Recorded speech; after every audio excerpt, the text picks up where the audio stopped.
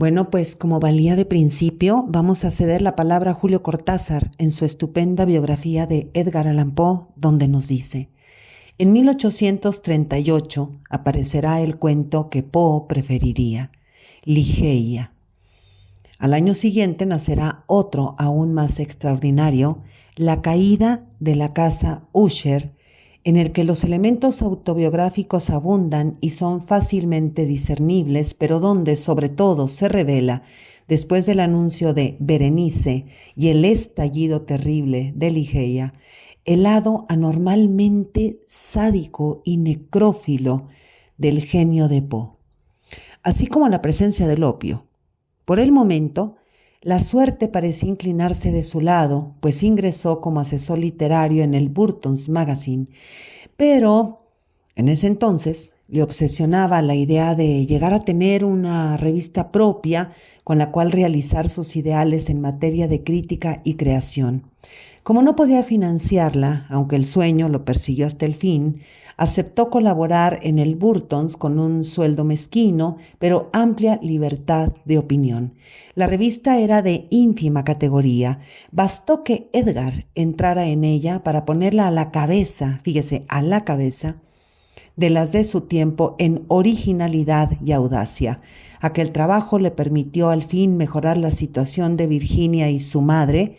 Aunque se separó por un tiempo del Burton's, pudo trasladar su pequeña familia a una casa más agradable, la primera casa digna, fíjese, digna, desde los días de Richmond. Estaba situada en los aledaños de la ciudad, casi en el campo, y Edgar recorría diariamente varias millas a pie para acudir al centro. Virginia, con sus modales siempre pueriles, lo esperaba de tarde con un ramo de flores, y nos han quedado numerosos testimonios de la invariable ternura de Edgar hacia su mujer niña y sus mimos y atenciones para con ella y Moody. En diciembre de 1839 apareció otro volumen donde se reunían los relatos publicados en su casi totalidad en revistas. El libro se titulaba Cuentos de lo grotesco y lo arabesco. Aquella época había sido intensa, bien vivida, y de ella emergía Edgar con algunas de sus obras en prosa más admirables, pero la poesía estaba descuidada.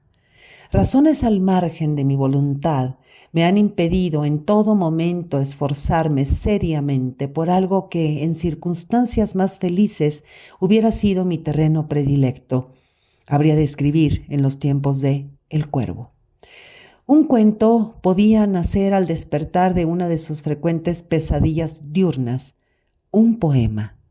Tal como Edgar entendía su génesis y su composición, exigía una serenidad interior que le estaba vedada. En eso, más que en otra cosa, hay que buscar el motivo de la desproporción entre su poesía y su obra en prosa. Y mire que en Ligeia está presente el cuervo, como lo va a estar en varios cuentos. En toda su prosa está presente ese Nevermore que nos persigue cuando leemos a Poe, a Borges, a Quiroga, a Cortázar, a Macedonio, a Onetti, a tantos, y también presente en María Luisa Bombal, en Amparo Dávila, en Joyce Carol Oates, en Catherine Mansfield, y tantas y más. Ese Nevermore que simboliza nunca más regresará a ti lo perdido. Nunca, nunca, nunca más resucitará lo que ha muerto para ti. Tremendo, ¿verdad? Por otro lado, es notable la reiteración hacia el tema de la muerte, y en el caso de Berenice, a la de la no muerte. Algo semejante sucede pues en el cuento de Ligeia, donde de alguna manera esquiva a la muerte. Hay como una resurrección, una presencia post-mortem en este cuento de Ligeia. Bueno, pues ingresemos al cuento, que de algún modo posee una estructura de inicio semejante al cuento de Berenice, ya que nos enfrenta de inicio al paratexto a manera de epígrafe, es decir, aquello que anuncia lo que va a suceder. Se trata de una cita del escritor y filósofo inglés Joseph Galville, y aquí es interesantísimo el juego de Poe porque Joseph Galville es autor de estudios sobre la existencia de los espíritus en la Biblia, lo sobrenatural, el poder de lo sobrenatural, de la brujería, con estudios documentados, porque mire, el mundo no se puede deducir exclusivamente a partir de la razón. Hay que usar también los principios empíricos. Y en esa intersección entre la razón y el empirismo está Edgar Allan Poe. Él es como una especie de intercesor, un escritor intersticial, un ser que seguramente Cortázar podría haber llamado Cronopio, porque entiende, él entiende que hay algo más, que debemos entender algo más con los sentidos internos, mucho más que con los 5 o 7, ya no sabemos cuántos, porque cada vez se nos inventan más esos sentidos externos limitadísimos. Además, Poe usa la deducción para vincular la atmósfera con la psique del personaje y la inducción para el carácter trágico y siniestro de la narración. Bueno, dice el epígrafe, y allí dentro está la voluntad que no muere. ¿Quién conoce los misterios de la voluntad y su fuerza? Pues Dios no es sino una gran voluntad que penetra las cosas todas por obra de su intensidad. El hambre no se doblega a los ángeles, ni cede por entero a la muerte, como no sea por la flaqueza de su débil voluntad. Joseph Galville.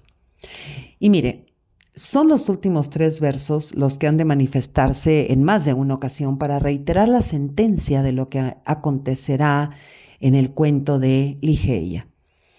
El hombre no se doblega a los ángeles, ni cede por entero a la muerte, como no sea por la flaqueza de su débil voluntad.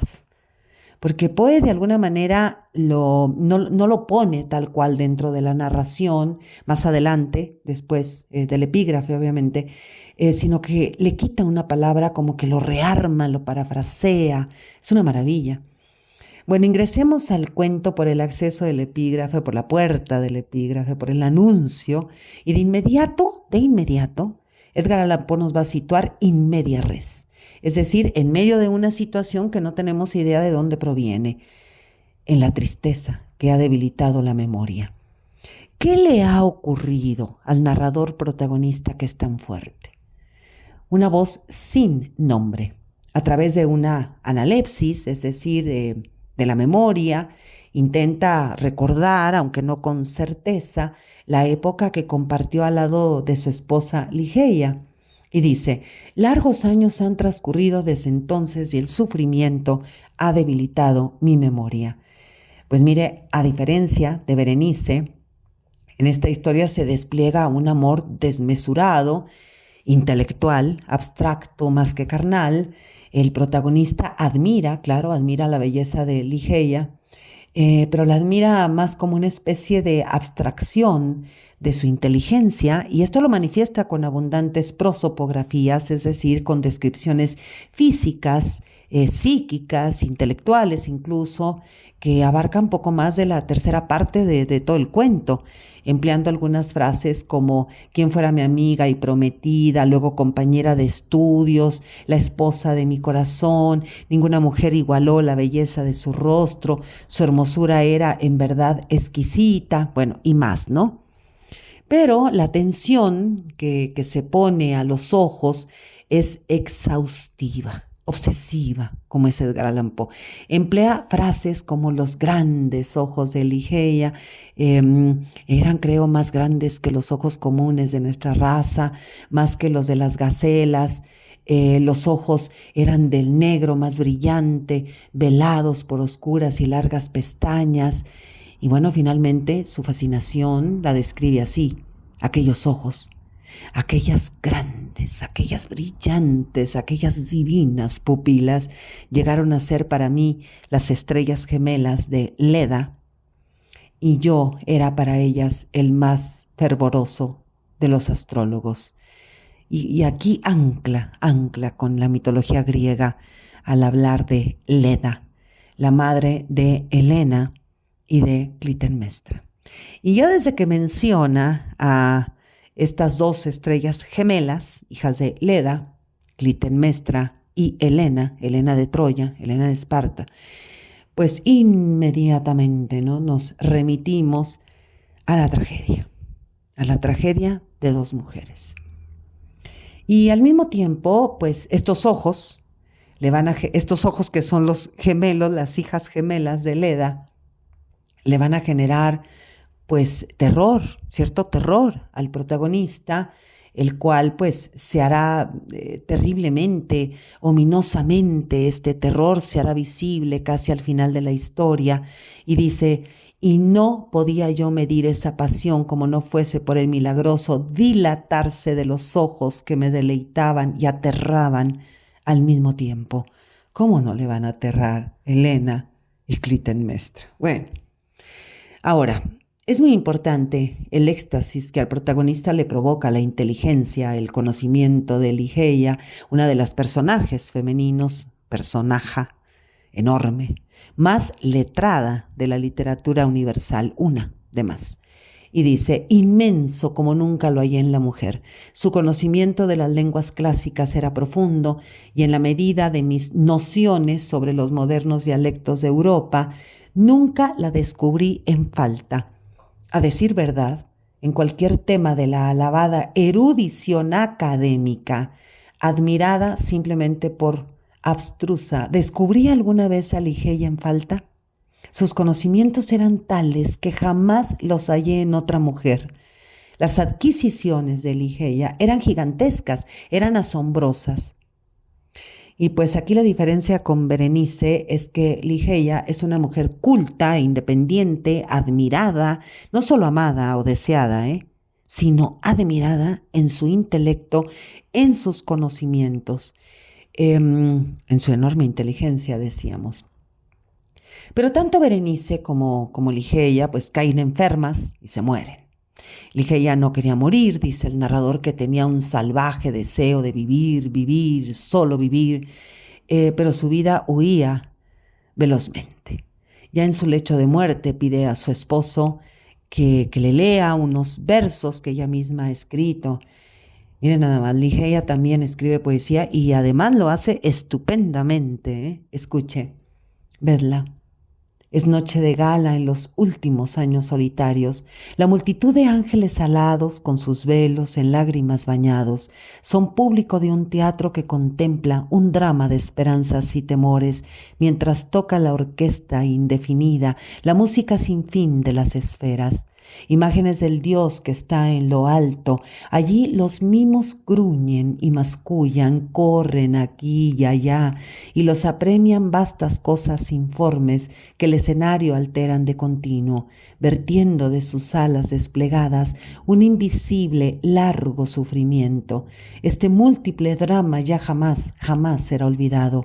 Con su fantasma siempre perseguido por una multitud que no lo alcanza, en un círculo siempre de retorno al lugar primitivo, y mucho de locura y más de pecado, y más horror, el alma de la intriga.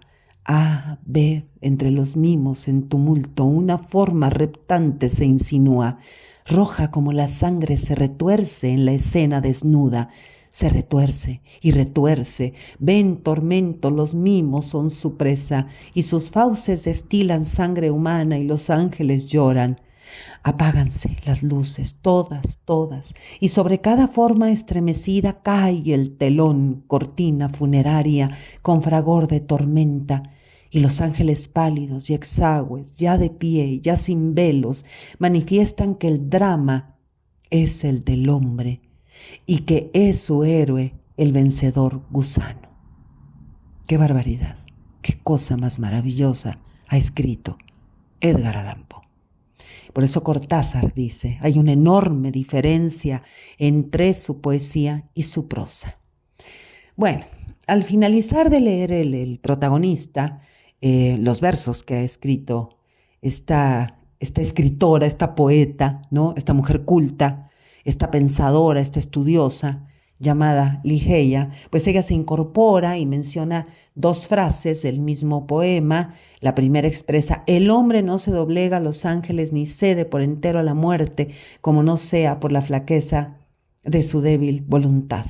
Y la segunda es parte final del epígrafe antes mencionado, de no doblegarse ante los ángeles, de no ceder ante la muerte.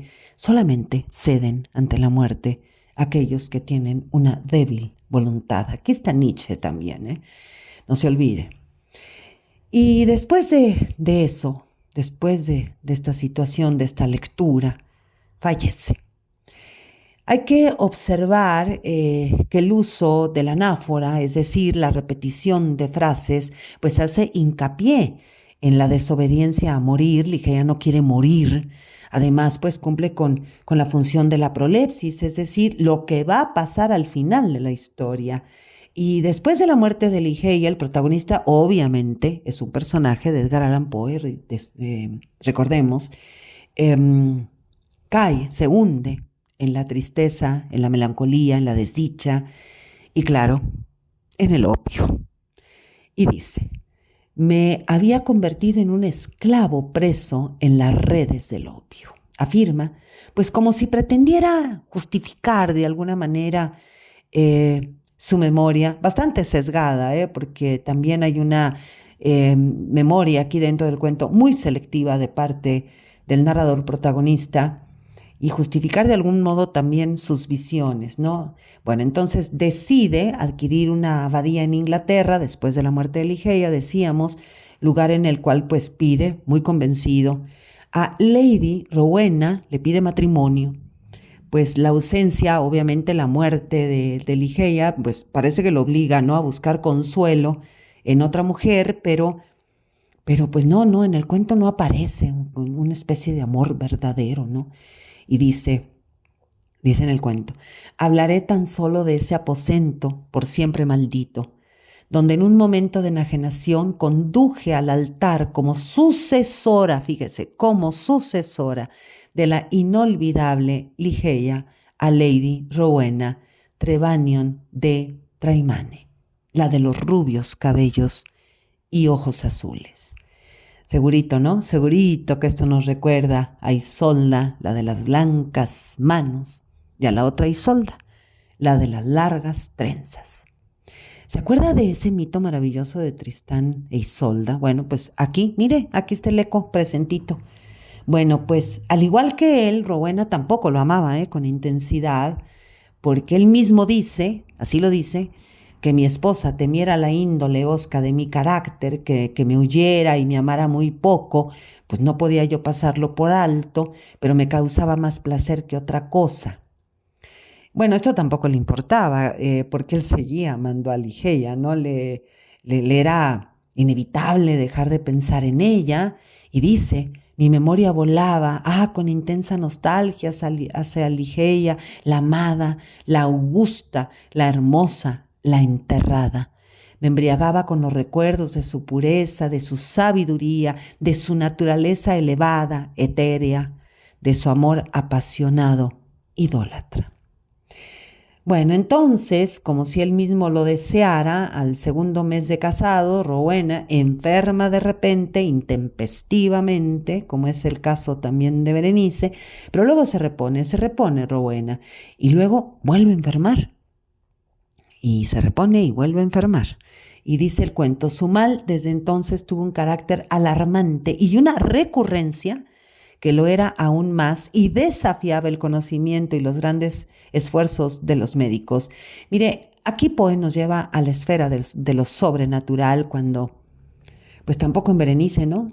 Los médicos no sabían qué hacer, y de esta manera ingresamos, ¿no?, en los ojos, dentro de la mirada del narrador, para observar pues una exhaustiva y romántica topografía terrorífica, fantasmal, de la cámara nupcial. Dice, la habitación estaba en una torrecilla, en una alta torrecilla de la abadía fortificada, el techo de sombrío roble, decorado con los motivos más extraños, más grotescos de un estilo semigótico, semidruídico, de los druidas. En cada uno de los ángulos del aposento había un gigantesco sarcófago de granito negro proveniente de las tumbas reales erigidas frente a Luxor con sus antiguas tapas cubiertas de inmemorables relieves. Para el que entraba en la habitación tenía la apariencia de simples monstruosidades. El efecto fantasmagórico era grandemente intensificado por la introducción artificial de una fuerte y continua corriente de aire detrás de los tapices, la cual daba una horrenda e inquietante animación al conjunto. Bueno, y esta descripción es el escenario de una muerte próxima, sin duda. Ya está ahí la muerte, pues. Clarito. El protagonista, o sea, el esposo, al ver agonizar a Rowena, pues busca un vino recetado por el médico, y en ese momento el narrador dice: sentí que un objeto palpable, aunque invisible, rozaba levemente mi persona, y vi que en la alfombra dorada, en el centro mismo del rico resplandor que arrojaba el incensario, había una sombra leve, indefinida, de aspecto angélico, como cabe imaginar la sombra de una sombra. Pero yo estaba perturbado por la excitación de una inmoderada dosis de opio. Este es indicio del regreso de Ligeia, sin duda.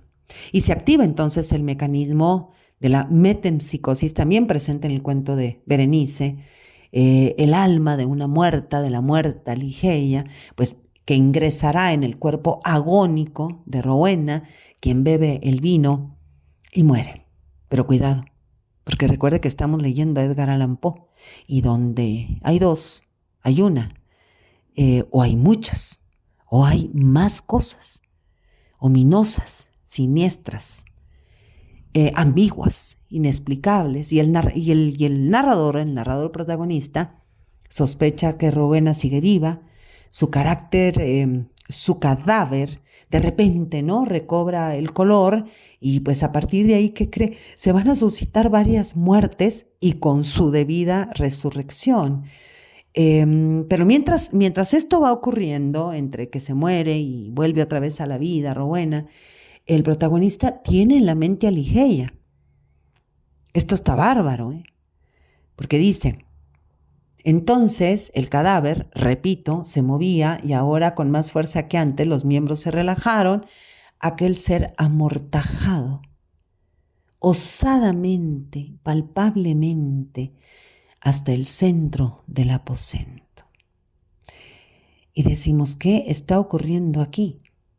Sin embargo, el protagonista duda que sea Rowena, y al acercarse al cuerpo, el protagonista mismo dice: dejó caer de la cabeza suelta las horribles vendas que la envolvían, y entonces en la atmósfera sacudida del aposento se desplomó una enorme masa de cabellos desordenados.